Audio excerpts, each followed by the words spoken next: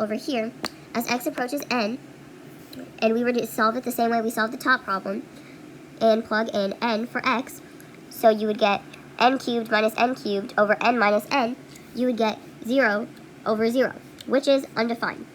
But there's another way you can do this.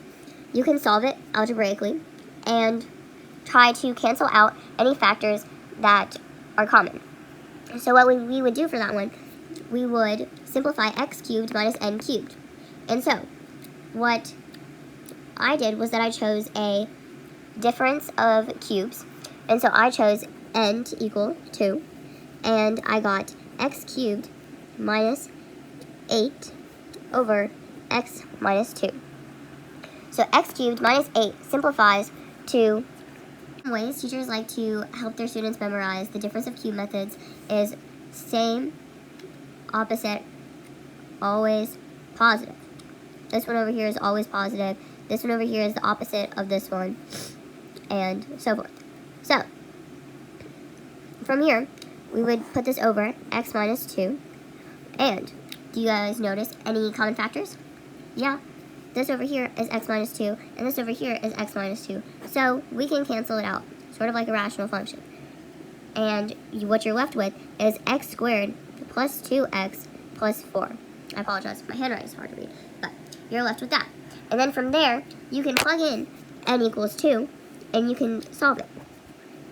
And that is your value you would get as you approach 2.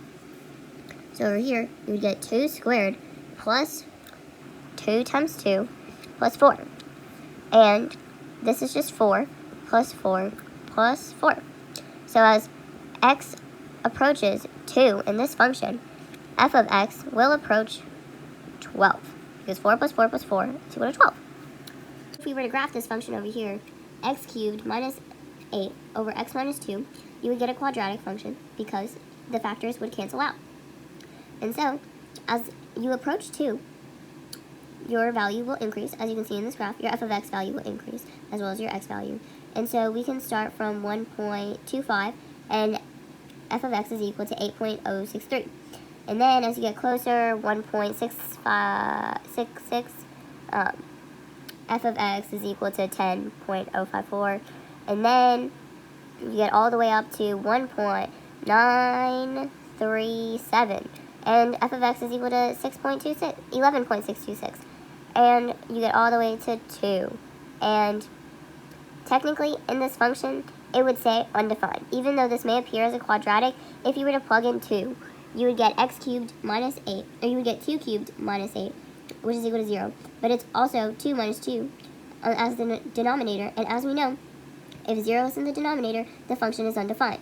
So that is why in the graph it is showing that 2 is undefined, even though as f of x approaches, or as x approaches 2, f of x will approach 12. And then you can see from the right side, as you decrease the x value from 2.123, it's equal to 12.753, and then you keep decreasing to 2.11, and it's 12.672, and then all the way down to like 2.098 is equal to 12.5. You keep decreasing, and you can see the lowest value Desmos will show is 2.01, comma 12.06. So, as you can see, as x approaches 2, it will approach 12. But if you were to plug in 2 into your function, as you did on the previous graph, you would get undefined.